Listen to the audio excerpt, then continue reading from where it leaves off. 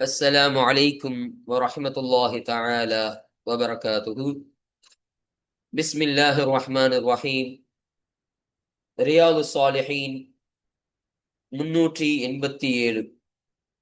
இந்த ரியாது சாலிஹீன் கிதாபினுடைய 387ஆம் நாள் பாடத்தில் நாம் அமர்ந்திருக்கின்றோம்.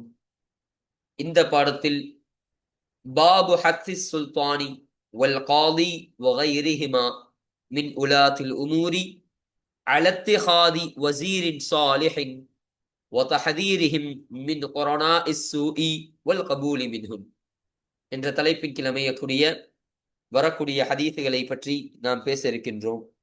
அல்ஹம்துலில்லாஹ். நம்முடைய ஜாமியா ரகீப் எஜுகேஷனல் ட்ரஸ்டின் மூலமாக பல தீன் சம்பந்தப்பட்ட சேவைகளையும் பல துன்யா சம்பந்தப்பட்ட சேவைகளையும் நாம் செய்து கொண்டிருக்கின்றோம். இந்த சேவைகள் எவ்வித தொய்வின்றி தொடர்ந்து நடைபெறுவதற்காக நீங்கள் துஆ செய்யுங்கள். இன்னும் ஆதரவு தாருங்கள். நன்மையில் ஒன்று சேருவோம், முந்திக் கொள்வோம். உங்களுடைய நன்கொடைகளை எங்களுக்கு நீங்கள் வழங்க விரும்பினால் எங்களுடைய பேங்க் அக்கவுண்ட் டீடைல்ஸ், வங்கி முகவரிகள் இங்கு கொடுக்கப்பட்டிருக்கின்றது.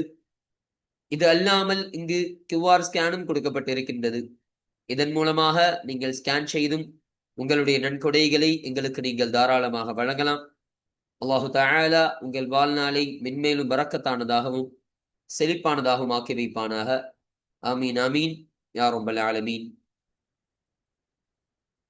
இப்பொழுது இந்த ரியாது சாலிஹீனுடைய 387ஆம் நாள் பாடத்தில் நாம் பேசக்கூடிய தலைப்பு நல்ல ஆலோசகரை தேர்வு செய்ய வேண்டும், தீய ஆலோசகரை விட்டும் எச்சரிக்க வேண்டும் என்ற தலைப்பின் கீழ் இந்த பாடம் என்பது அமையக்கூடியதாக இருக்கின்றது. அப்போ ஒரு அரசராக இருக்கிறாருன்னு சொன்னா ஒருத்தர், அவர் எப்படி ஒரு நல்ல ஆலோசகரை தேர்வு செய்ய வேண்டும் என்பதை பற்றி பேசக்கூடிய பாடமாக இந்த பாடம் இருக்கு.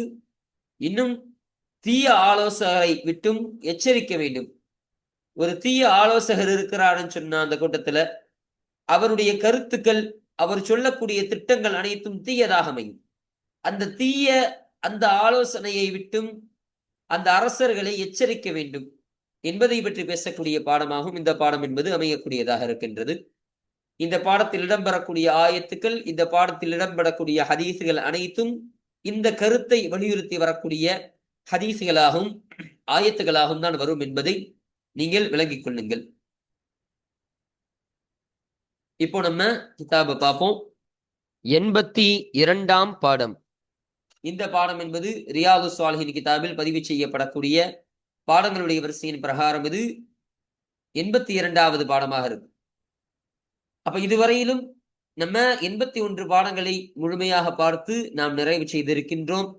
அந்த 81 பாடங்களில் பார்த்த அனைத்து ஹதீசுகளையும் ஆயத்துகளையும் நம்முடைய உள்ளத்தில் பதிவு செய்து அதை அமல் செய்யக்கூடிய பாக்கியத்தை அல்லாஹ் உங்களுக்கும் எனக்கும் வழங்குவானாக. இப்போ இந்த 82வது பாட தலைப்பை நம்ம பார்ப்போம் வாங்க. இந்த தலைப்பு என்ன? பாபு ஹத்தி சுல்தானி வல் காதி வகைரிஹிமா மின் உலாத்தில் உமூரி அலத்திஹாதி வசீரின் சாலிஹின் வதஹதீரிஹிம் மின் குரனாஇ ஸூஇ வல் கபூலி மின்ஹும் என்பதாக இதனுடைய தலைப்பு அமைகின்றது.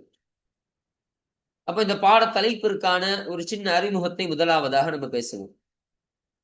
இந்த பாட தலைப்பிற்கான அர்த்தத்தை முதலாவது பார்ப்போமாங்க. பாபு ஹத்தி சுல்தானி, ஒரு அரசருக்கு, ஒரு அரசரை தூண்டுவதை குறித்த பாடம். வல் காதி, இன்னும் நீதிபதி. வகைரிஹிமா மின் உலாத்தில் உமூரி, இன்னும் அந்த அரசர் அந்த நீதிபதி அல்லாத பொதுவான காரியங்களின் பொறுப்பாளிகளை ஏவுவதை, அவர்களை தூண்டுவதை குறித்த பாடமாக இருக்கின்றது. என்ன தூண்டுதல்? அலத்திஹாதி வசீரின் சாலிஹின், ஒரு நல்ல ஆலோசகரை தேர்வு செய்வதன் மீது அவர்களை தூண்டுவது குறித்த பாடமாகவும் இருக்கின்றது. இன்னும் இன்னும் அந்த அரசர்களை எச்சரிக்குதல் குறித்த பாடம். மின் குரனாஇ ஸூஇ, கெட்ட நண்பர்களை விட்டும், கெட்ட நண்பர்களில் இருந்தும், வல் கபூலி மின்ஹும், இன்னும் அந்த கெட்ட நண்பர்களில் இருந்தும் உள்ள அந்த செய்திகளை ஏற்றுக்கொள்வதை விட்டும், ஏற்றுக்கொள்வதன் மூலமாக அந்த அரசர்களை எச்சரிக்குதல் என்பதை குறித்த பாடமாக இந்த பாடம் என்பது அமையக்கூடியதாக இது இருக்கின்றது. இதுதான் இந்த பாட தலைப்பிற்கான ஒரு தர்ஜுமா. இப்ப இந்த பாட தலைப்பிற்கான விளக்கத்தை நம்ம பார்ப்போம். முதலாவது, அரசர்கள், சுல்தான் சொன்னா பொதுவான அரசர், மன்னர்கள் எல்லோருமே இந்த சுல்தானில் கட்டுப்படக்கூடியவர்களாக இருப்பார்கள். அடுத்து காலி, காலின்னு சொன்னா நீதிபதி. அப்போ ஒரு இரண்டு நபர்களுக்கு மத்தியில் நடக்கக்கூடிய பிரச்சனையை தீர்த்து வைக்கக்கூடியவர்கள். இன்னும் உலாத்தில் உமூரி, இன்னும் அவர்கள் இருவரும் அல்லாத பொதுவான காரியங்களின் பொறுப்பாளிகள் இருப்பார்கள் இல்லையா, அவர்கள் தான் உலாத்துல் உமூர். அந்த ஏனைய பொறுப்புதாரிகள்லாம் இந்த நீதிபதி, அரசர் அல்லாத மற்ற எல்லா பொறுப்புதாரிகளும், இந்த உலகத்தில் உள்ள அனைத்து பொறுப்புதாரிகளும் சேருவார்கள். ஒரு ஊரினுடைய தலைவரும் சேருவார், ஒரு தெருவினுடைய தலைவரும் சேருவார், ஒரு நிர்வாகத்தினுடைய தலைவரும் சேருவார், ஒரு பள்ளியினுடைய தலைவரும் சேருவார். இப்படி இந்த உலகத்தில் என்னென்ன தலைமை பொறுப்பு கொடுக்கப்பட்டிருக்கிறார்களோ அனைத்து மக்களும் உலாத்துல் உமூர்கள் தான். அப்போ அந்த அனைத்து நபர்களையும் தூண்டுவதை குறித்த பாடம். என்ன தூண்டுதல்? ஒரு அலத்திஹாதி வசீரின் சாலிஹின், ஒரு நல்ல ஆலோசகரை தேர்வு செய்ய வேண்டும் என்பதை குறித்த ஒரு தூண்டுதல். அப்ப நல்ல ஆலோசகர். அப்ப வசீர்ன்னு சொன்னா விசிர் என்ற வார்த்தையிலிருந்து எடுக்கப்பட்ட ஒரு வார்த்தை தான் வசீர். அப்ப விசிர்ன்னு சொன்னா சுமை, பாரம், இது போன்ற அர்த்தம், இது போன்ற அர்த்தத்திற்கு வரக்கூடியதாக இருக்கும். இப்ப இந்த இடத்துல வசீர்ன்னு சொன்னா ஒரு அரசனுடைய நிர்வாக சுமையை தாங்கக்கூடியவர் என்ற அர்த்தத்திற்கு தான் வசீர் என்பது வரக்கூடியதாக இருக்கும்.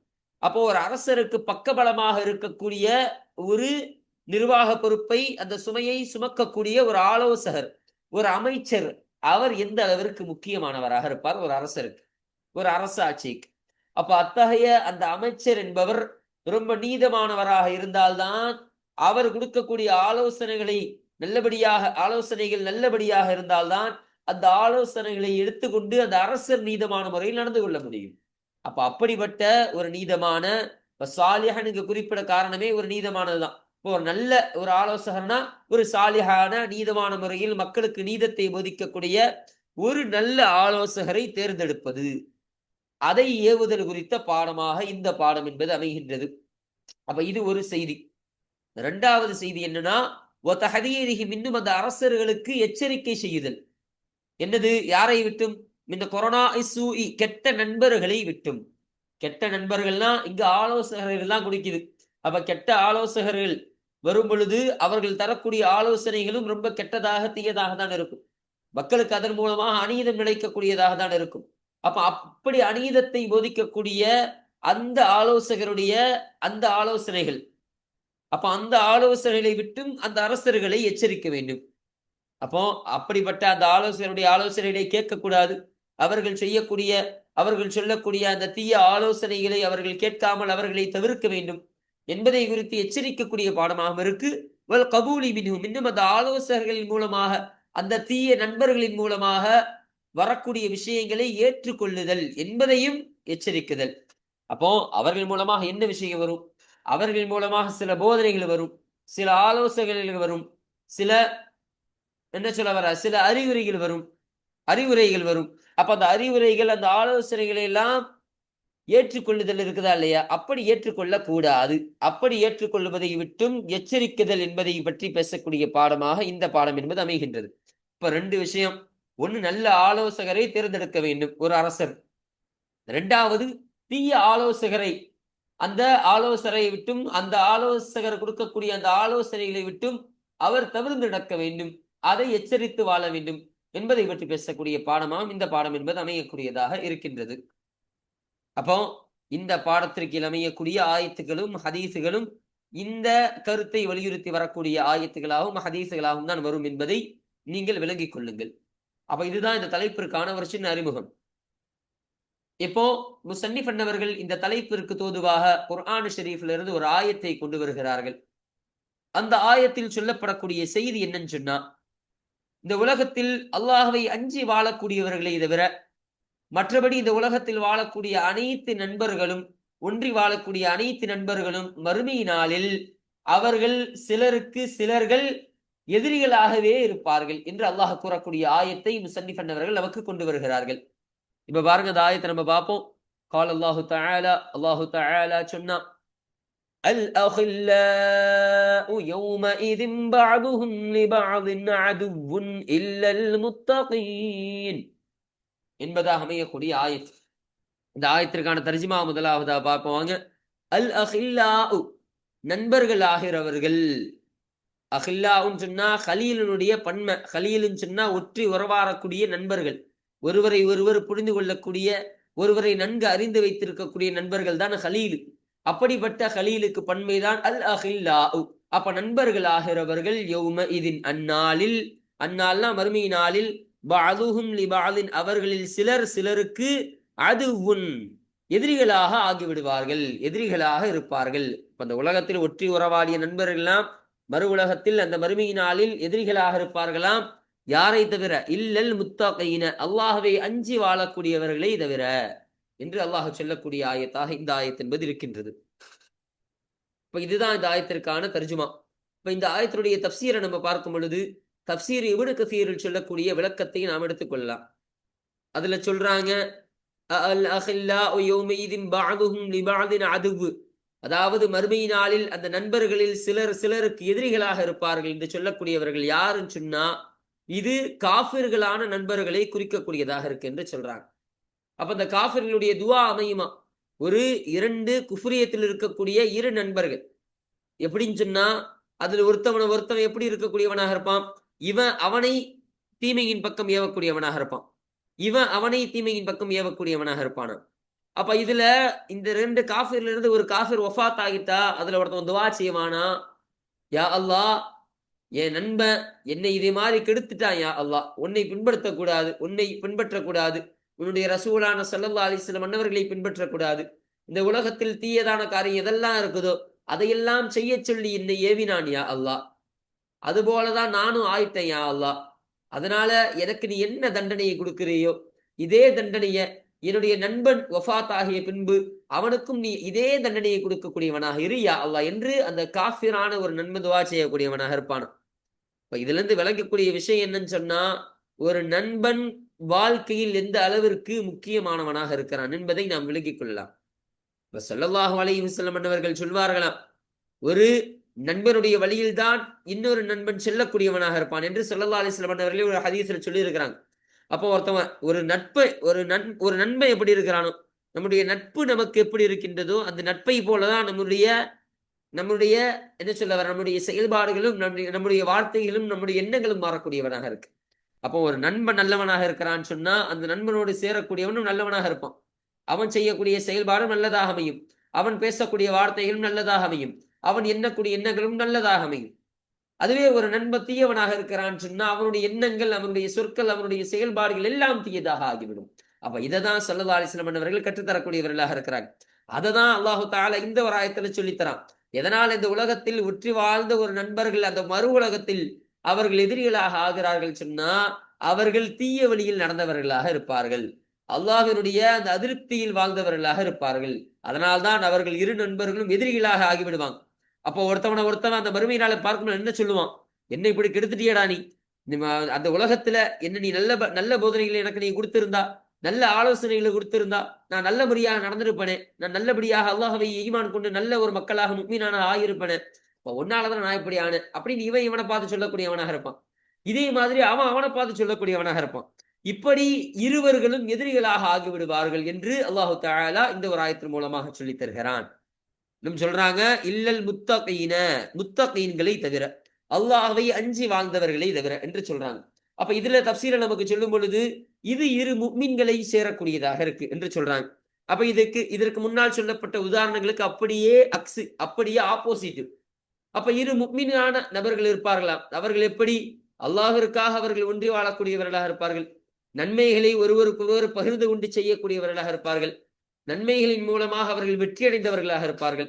அப்ப அத்தகைய அந்த இரு முஃமின்களில் இருந்தும் ஒரு முஃமினு வஃபாத் ஆகிவிட்டார், மரணித்து விட்டாள்னு சொன்னா அந்த முஃமின் துவா செய்வார் அல்லாஹ்விட்ட, யா அல்லாஹ் எனக்கு நீ கொடுத்த இந்த அந்தஸ்துக்கு காரணம் என்னுடைய நண்பன் தான், என் நண்பன் தான் இப்படிப்பட்ட நன்மைகளை செய்ய சொல்லி எனக்கு ஏவனான், உன்னை பின்பற்ற சொன்னான், உன்னுடைய நபியான ஸல்லல்லாஹு அலைஹி வஸல்லம் அவர்களை முஹப்பத் வைக்க சொன்னான், நீ உன்னுடைய ஹலாலான நன்மைகளை பெற்றுத்தரக்கூடிய காரியங்களை செய்ய சொன்னான், நீ தீய காரியமாக இருக்கக்கூடிய இந்த ஹராமான காரியங்களை தவிர சொன்னான். அதனால் எனக்கு இந்த கிடைச்ச இந்த தரஜா, இந்த அந்தஸ்து, நீ எனக்கு வழங்கிய இந்த அந்தஸ்துகளும் நன்மைகளும் என்னுடைய நண்பனை சார்ந்ததாக இருக்கும். அதனால் என்னுடைய நண்பனும் வஃபாத் ஆகிவிட்டால், அவனும் மரணித்து உன்னிடத்தில் வந்து விட்டால், அவனுக்கும் இதே தரஜாவை நீ கூடியா அல்லாஹ், அவனுக்கும் இதே நன்மைகளை நீ கூடியா அல்லாஹ் என்று ஒரு நண்பன் துவா செய்யக்கூடியவனாக இருப்பானாம் என்பதை நமக்கு இந்த தப்சீரில அருமையாக சொல்லித் தரக்கூடியவர்களாக இருக்கிறார்கள். இன்னும் இப்னு அப்பாஸ் ரதியல்லாஹு அன்ஹுமா, இன்னும் முஜாஹித் ரதியல்லாஹு அன்ஹு, இன்னும் கதாதா ரதியல்லாஹு அன்ஹு அன்னவர்கள் எல்லாம் சொல்லக்கூடிய கருத்து என்னன்னு சொன்னா, அல்லாஹவை அஞ்சிய நட்பு மட்டும்தான் அந்த மறு உலகத்தில் நிலைத்திருக்கக்கூடியதாக இருக்கும். மற்ற எல்லா நட்புகளும் அந்த மறு உலகத்தில் எதிரிகளாக ஆகிவிடக்கூடியவர்களாக இருப்பார்கள் என்று நமக்கு இவர்கள் கற்றுத்தரக்கூடியவர்களாக இருக்கிறார்களா. இன்னும் ஸல்லல்லாஹு அலைஹி வஸல்லம் அவர்கள் சொல்வார்களாம், இரு நண்பர்கள், அதுல ஒரு நண்பன் கிழக்கில் இருந்தாலும், ஒரு நண்பன் கிழக்கில் இருக்கிறான், ஒரு நண்பன் மேற்கில் இருக்கலாம். அப்படி இரு நண்பர்களும் இரு திசையில் இருந்தாலும் மறுமை நாளில் அவர்களை அல்லாஹு தஆலா ஒன்று சேர்க்கக்கூடியவனாக இருப்பானா. ஒன்று சேர்த்து அல்லாஹ் சொல்வானா, எனக்காக தானே நீ நேசித்தாய். இந்த இரு நபர்களை பார்த்து சொல்வார்களாம், இந்த இரு நபர்களும் எனக்காகவே நீ நேசம் கொண்டவர்கள் என்று அந்த மறுமையினால் இருக்கக்கூடிய அனைவர்களுக்கு மத்தியில் அந்த இரு நபர்களை பற்றி அல்லாஹு தஆலா பெருமையாக பேசக்கூடியவனாக இருப்பானா என்பதை ஸல்லல்லாஹு அலைஹி வஸல்லம் அவர்கள் கற்றுத்தரக்கூடியவர்களாக இருக்கிறார்கள். அப்போ ஒரு நட்பு என்பது, ஒரு நண்பன் என்பது ஒரு மனிதனுடைய வாழ்க்கையில் எந்த அளவிற்கு முக்கியமாக இருக்கக்கூடியவனாக இருக்கிறான். அந்த நண்பனுடைய தீமைக்காகவும் காரணமாக அவன் தான் அமைகின்றான். அந்த நண்பனை நல்லவனாக நன்மைக்கான காரணமாகவும் அந்த நண்பன் தான் அமையக்கூடியவனாக இருக்கிறான் என்பதை விளங்கிக் கொள்ளக்கூடிய ஆயத்து தான் இந்த ஒரு ஆயத்தாக நமக்கு அமையக்கூடியதாக இருக்கின்றது. சரிங்களா? பாருங்க, அஸ்-ஸுஹ்ருஃப் 67, சூரத்து ஸுஹ்ருஃப்ல 67வது ஆயத்தாக இந்த ஆயத் என்பது பதிவு செய்யப்படுகிறது என்பதை நமக்கு சொல்லித் தராங்க. இப்ப அடுத்தபடியாக இந்த பாடத்திற்கு அமையக்கூடிய முதல் ஹதீஸை நம்ம பார்ப்போம். 1வது ஹதீஸ், இன்னும் 678வது ஹதீஸ். இந்த பாடத்திற்கு அமையக்கூடிய ஹதீஸினுடைய வரிசையின் பிரகாரம் இது 1வது ஹதீஸாக இருக்கு.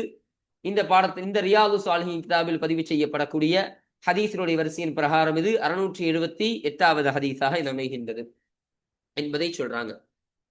இந்த ஹதீஸில் சொல்லப்படக்கூடிய செய்தி என்னன்னு சொன்னா, ஸல்லல்லாஹு அலைஹி வஸல்லம் அவர்கள் சொல்வார்களாம், அல்லாஹு தஆலா தன்னுடைய சஹாபாக்களுக்கு சொல்றாங்க, அல்லாஹு தஆலா இந்த உலகத்தில் அனுப்பிய அனைத்து நபிமார்களும், அல்லாஹு தஆலா இந்த உலகத்தில் ஆக்கிய அனைத்து ஹலீஃபாக்களும்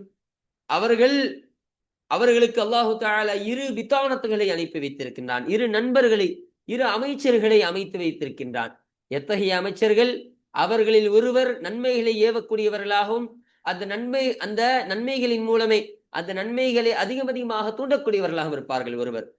இன்னொருவர் தீமைகளை ஏவக்கூடியவராக இருப்பார், அந்த தீமையின் பக்கம் தடுக்கக்கூடியவர், அந்த தீமையின் பக்கம் அதாவது அந்த தீமையின் பக்கமே அவரை மிகவும் தூண்டக்கூடியவராக இருப்பார். அப்போ இத்தகைய இரு நண்பர்களை ஒவ்வொரு நபிமார்களுக்கும் ஒவ்வொரு ஹலீஃபாக்களுக்கும் அல்லாஹ் ஆக்கி வைத்திருக்கின்றான். ஆனால் அவர்களில் பாதுகாக்கப்பட்டவர்கள் யார் என்றால் அல்லாஹ் பாதுகாத்தவர்களே.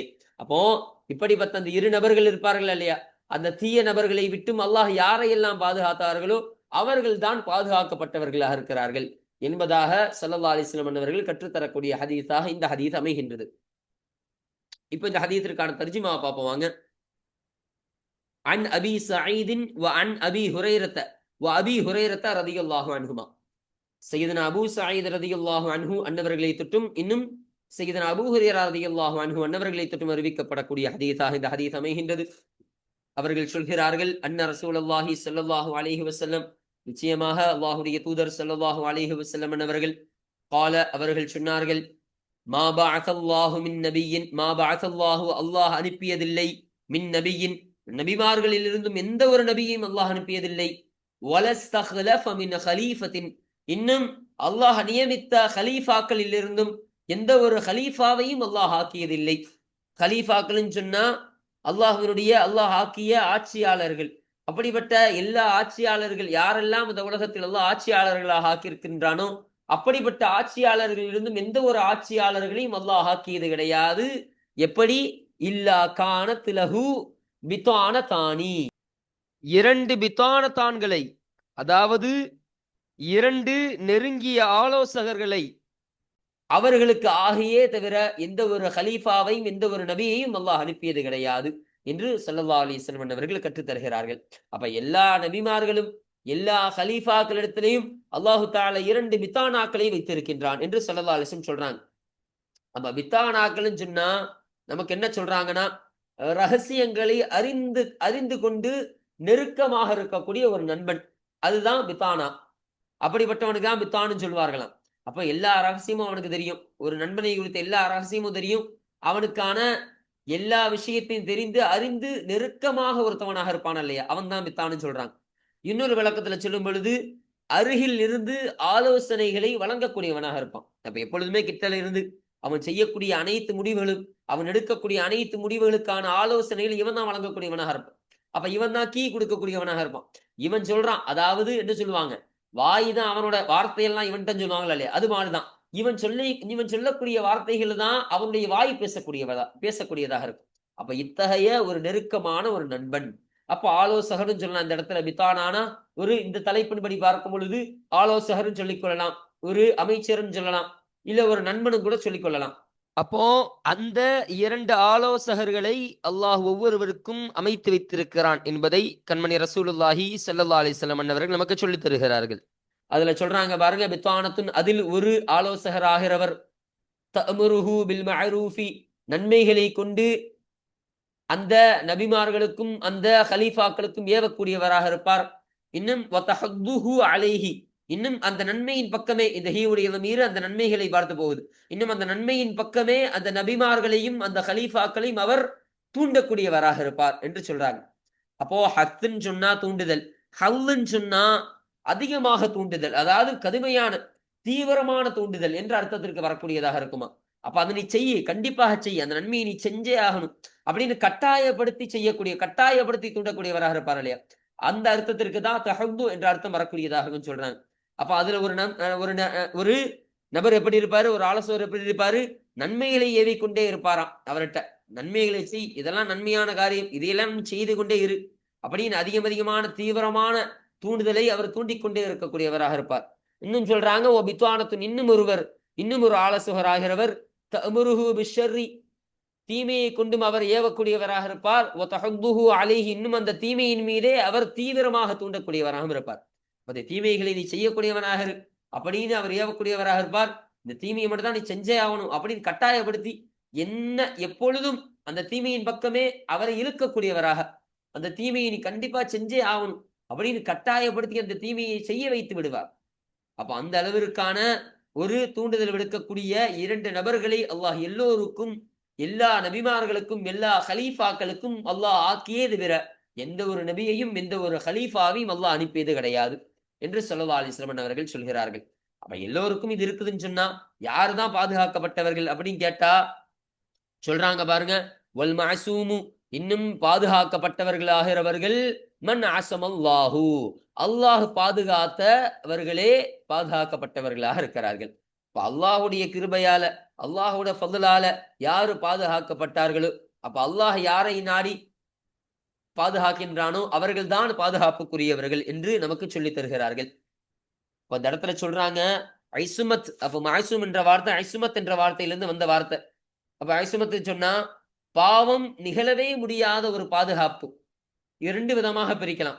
ஒண்ணு, பாவம் நிகழவே முடியாத ஒரு பாதுகாப்பு. இது யாருக்கு கிடைக்கக்கூடிய பாதுகாப்புன்னு சொன்னா நபிமார்களுக்கும் ரசூல்மார்களுக்கும் கிடைக்கக்கூடிய பாதுகாப்பு.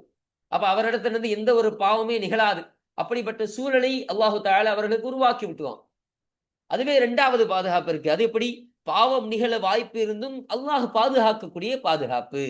அப்போ இது யாருக்கு கிடைக்கும்? இது இந்த உலகத்தில் இருக்கக்கூடிய அனைத்து மக்களுக்கும் கிடைக்கக்கூடிய பாதுகாப்பு. அப்போ பாவம் செய்யக்கூடிய எல்லா வாய்ப்பும் அவனுக்கு இருக்கும். பாவம் செய்யக்கூடிய எல்லா வாய்ப்பும், நிகழக்கூடிய எல்லா வாய்ப்பும் இருந்து சில பேர் என்ன செய்வான், அவனுடைய சுய விருப்பத்தின் மூலமா அந்த பாவத்தை செய்து விடக்கூடியவனாக இருப்பான். ஆனா சில நபர்களை அல்லாஹ் என்ன செய்வான், அவனுக்கு எல்லா வாய்ப்பு இருந்தும் அவனை அல்லாஹ் பாதுகாத்து வைப்பான். அவனை அல்லாஹ் பாதுகாத்து வைக்கக்கூடியவனா இருப்பான். இது அல்லாஹ்வுடைய மிகப்பெரிய கிருபை. இது அல்லாஹ் தரக்கூடிய மிகப்பெரிய ஃபضல்.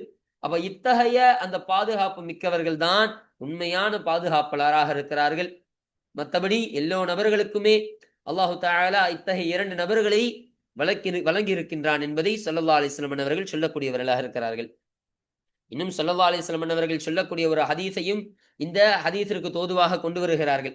அது என்ன ஹதீஸ்ன்னு சொன்னா ஸல்லல்லாஹு அலைஹி வஸல்லம் சொல்வார்களாம், மனதில் தோன்றும் எண்ணங்களுக்கு பேசவோ செயல்படுவோ செய்யாதவரை அல்லாஹ் மன்னித்து விடக்கூடியவனாக இருக்கிறான் என்று ஸல்லல்லாஹு அலைஹி வஸல்லம் சொல்லக்கூடியவர்களாக இருக்கிறாங்க. அப்போ ஒருத்த மனசுல ஒரு தீய எண்ணம் போடப்படுது. அப்போ இப்ப உதாரணத்துக்கு இந்த தலைப்பிற்கு தோதுவாக நம்ம எடுத்துக்கொள்வோம். ஒரு தலைவர் இருக்கிறார், ஒரு ஆட்சியாளன் இருக்கிறான். ஆனா அந்த ஆட்சியாளனுடைய ஆலோசகர் ஒரு தீய ஒரு செயலை, ஒரு ஆலோசனையை கொடுக்கிறார் அப்படின்னு சொன்னா, இந்த தீய ஆலோசனையை கேட்டு அந்த அரசருக்கு ஒண்ணு தோணுது. அப்போ இந்த தீய ஆலோசனையை கேட்ட உடனே அவனுக்கு ஒரு இது வருது. ஆமா, இதை செஞ்சா நல்ல லாபம் மாதிரி தானே தெரியுது. இதை நம்ம செஞ்சுதான் பார்ப்போமே அப்படின்னு அவன் எண்ணம் கொள்கிறான். ஆனா அவன் செய்யல. அந்த செயலை அவன் செயல்படுத்தவும் இல்ல. அந்த செயலுக்காக வேண்டி அவனோட வார்த்தைகளையும் விடல. அப்படின்னு சொன்னா அவனுக்கு எந்த ஒரு பாவமும் சேராது என்று ஸல்லல்லாஹு அலைஹி வஸல்லம் அவர்கள் சொல்லித் தருகிறார்கள். அப்ப இதுல இருந்து இன்னொரு கருத்தை விளங்கிக் கொள்ளலாம். ஒரு ஆலோசகன் ஒரு அரசனுக்கு ஒரு விஷயத்தை எடுத்து சொல்றான். ஒரு நன்மையான காரியத்தை எடுத்து சொல்றான். அந்த நன்மையான காரியத்தை ஒரு அரசன் கேட்டுட்டு அந்த நன்மையான காரியத்தை செய்யல. அந்த நன்மையான காரியத்தை செய்யாம அந்த விஷயத்தை அவன் கேட்டுக்கொள்கிறான். அவன் இது செஞ்சா நல்லதானே இருக்கும் அப்படின்னு அவன் யோசிச்சு பார்க்கிறான். அவன் ஒரு எண்ணம் கொள்கிறான் என்று சொன்னால் அந்த நன்மையை செய்தவனை போல அவன் என்று ஸல்லல்லாஹு அலைஹி வஸல்லம் எடுத்தாங்க. அப்ப அந்த நன்மையை எண்ணியதன் காரணமாக அவனுடைய நன்மைகள் அவனுக்கு கிடைக்கக்கூடியதாக இருக்கும். ஆனா அந்த பாவத்தை எண்ணியதன் காரணமா அவனுடைய பாவம் அவனுக்கு கிடைக்காது என்று ஸல்லல்லாஹு அலைஹி வஸல்லம் அவர்கள் சொல்லித் தராங்க. அப்ப சிம்பிளா சொல்ல போனா ஒரு நன்மையை செய்ய நம்ம நினைச்சா அதனுடைய நன்மை கிடைக்கும். ஆனா ஒரு பாவமான காரியத்தை நம்ம செய்ய நினைச்சாலோ அதனுடைய யோசனை வந்தாலோ அந்த பாவமான காரியத்திற்கான அந்த பாவத்தை அல்லாஹ் எழுதிவிட மாட்டான். அந்த பாவத்தை செய்வதன் மூலமாகவோ அந்த பாவமான சொற்களை பேசுவதன் மூலமாகவோ தான் அந்த பாவம் என்பது ஒருவனுக்கு கிடைக்கக்கூடியதாக இருக்கும். அப்படி அல்லாஹ் எல்லாரையும் பாதுகாத்து வைத்தவனாக யாரையெல்லாம் வைத்திருக்கின்றானோ அவர்கள்தான் பாதுகாக்கப்பட்டவர்கள் என்பதை ஸல்லல்லாஹு அலைஹி வஸல்லம் அவர்கள் இந்த ஹதீஸின் மூலமாக நமக்கு அருமையாக சொல்லித் தருகிறார்கள். அப்ப அத்தகைய பாதுகாப்பு மிக்கவர்களாக அல்லாஹ் உங்களையும் என்னையும் ஆக்குவானாக.